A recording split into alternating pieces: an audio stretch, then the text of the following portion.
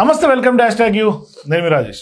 So ఇప్పుడు రెండు తెలుగు రాష్ట్రాలు కూడా షర్మిల కొడుకుగా ఉన్నటువంటి వైఎస్ రాజారెడ్డి గురించి, ఆయన రాజకీయ ఎంట్రీ గురించి విస్తృత చర్చ పొలిటికల్ వర్గాల్లో జరుగుతుంది.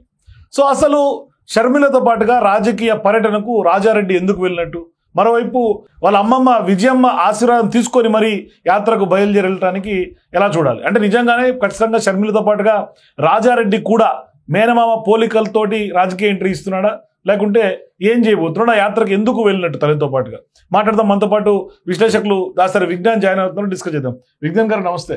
సహజంగా పొలిటికల్ ఎంట్రీలు చాలా గ్రాండ్ ఎత్తున ఉంటాయి, కానీ ఇప్పుడు ప్రధానంగా షర్మిలతో పాటుగా ఏపీసీసీ అధ్యక్షులుగా ఆమె ఉండటం, కర్నూలు ఉల్లి మార్కెట్కి వెళ్ళటం, ఆమెతో పాటుగా కొడుకుగా ఉన్నటువంటి రాజారెడ్డి కూడా వెళ్ళటం ఏంటి? అసలు నిజంగానే దీన్ని పొలిటికల్ ఎంట్రీగా భావించాలా?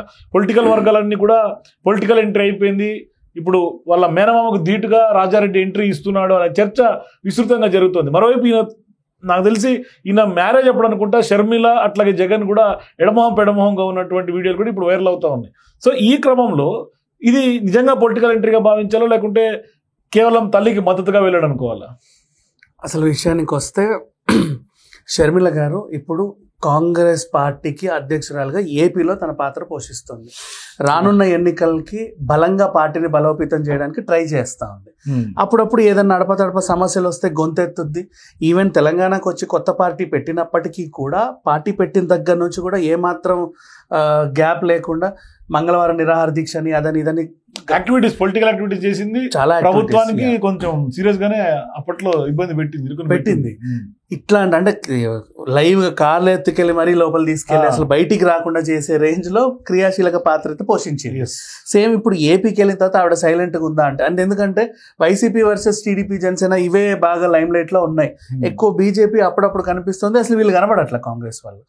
ఇట్లాంటి టైంలో షర్మిల గారికి ఏమనిపించింది అంటే రీసెంట్గా జరిగిన ఇప్పుడు తన బ్లడ్ రాజశేఖర్ గారిది, ఆయన కూడా ఎప్పుడన్నా కరువులు ఇలాంటివి ఏమైనా వచ్చినప్పుడు, అతివృష్టి అనావృష్టిలు వచ్చినప్పుడు, ఇన్ఫ్లేషన్ వస్తుందా రాదా అనే సిచ్యువేషన్స్ ఉన్నప్పుడు ఏం చేయాలి అని రాష్ట్రంలో పర్యటించి మంచి చెడు కనుక్కునేవాడు.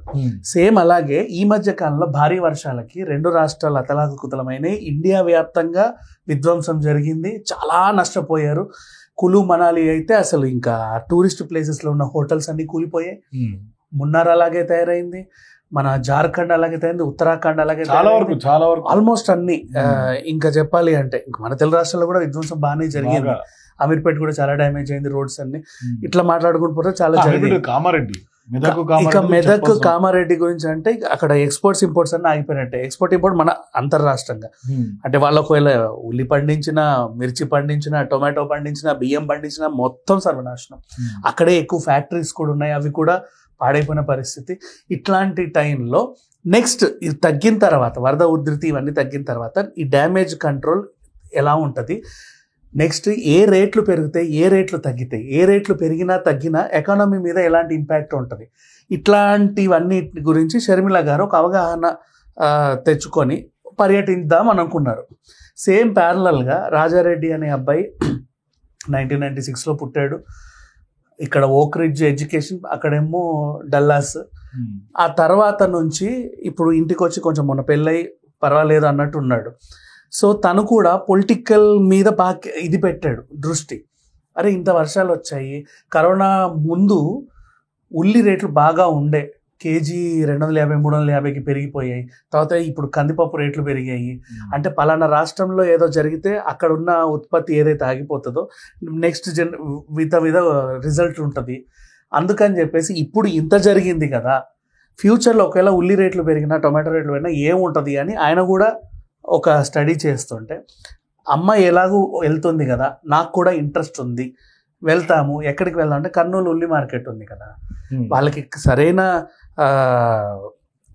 సరఫరా ఉందా, నిల్వలు ఉన్నాయా, ఎంత కాలానికి పనికి వస్తుంది, మళ్ళీ నెక్స్ట్ పంట ఎప్పుడు వస్తుంది, రేట్లు పెరిగే అవకాశం ఉందా, దాని మీ ఇంపాక్ట్ ఎలా ఉంటుంది అంటే ఇప్పుడు ఏదన్నా అయిందంటే నెక్స్ట్ వచ్చే ఎలక్షన్స్ మీద చాలా ఎఫెక్ట్ ఉంటుంది.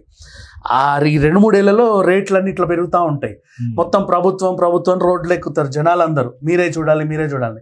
అది అవకాశంగా తీసుకొని నెక్స్ట్ ప్రతిపక్షం వాళ్ళు దాన్ని హైలైట్ చేసి అదృష్టం బాగుంటే వాళ్ళు గెలిచే అవకాశాలు కూడా ఉంటాయి. ఇట్లాంటి టైంలో ఇది ఏంటని స్టడీ చేయడానికి ఆయన బయలుదేరాడు.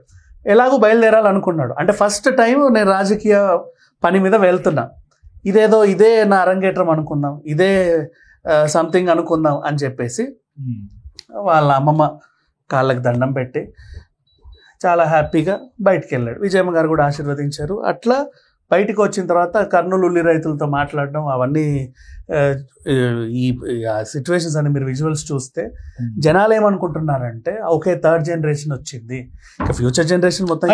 పాయింట్ ఏంటంటే ఇప్పుడు దాకా ఎప్పుడు కూడా వాళ్ళ మదర్తో పాటు కలిసి చేసినటువంటి పర్యటనలు లేవు. మరోవైపు భవిష్యత్తులో ఇంకా ఇది ఖచ్చితంగా పొలిటికల్ ఎంట్రీగా భావిస్తే భవిష్యత్తులో ఎటువంటి సంచలనంగా ఆంధ్రప్రదేశ్లో మారే అవకాశాలు ఉంటాయి అనేది పొలిటికల్ వర్గాల్లో చర్చ. ఏదన్నా లైక్ అంటే ఏదైనా అంశం మీద పోరాడడానికి వెనకాడకుండా ఉంటుంది షర్మిల గారు. చూసాం మనం నిరుద్యోగ సమస్యలు అది ఇది అని. ఇప్పుడు ప్రజెంట్ వాతావరణం దెబ్బతినింది కాబట్టి ఖచ్చితంగా ఈ ఎఫెక్ట్ అగ్రికల్చర్ మీదే పడుద్ది. సో అగ్రికల్చర్ మీద ఎఫెక్ట్ పడినప్పుడు నెక్స్ట్ ఏం ఉండబోతున్నాయి, ఎలా ఉండబోతుందని ఈవిడ ఒక రైతుల్ని కనుక్కుందామని బయలుదేరింది. ఇదే కరెక్ట్ సిచ్యువేషన్ అని ఈయన బయటకు వచ్చాడు.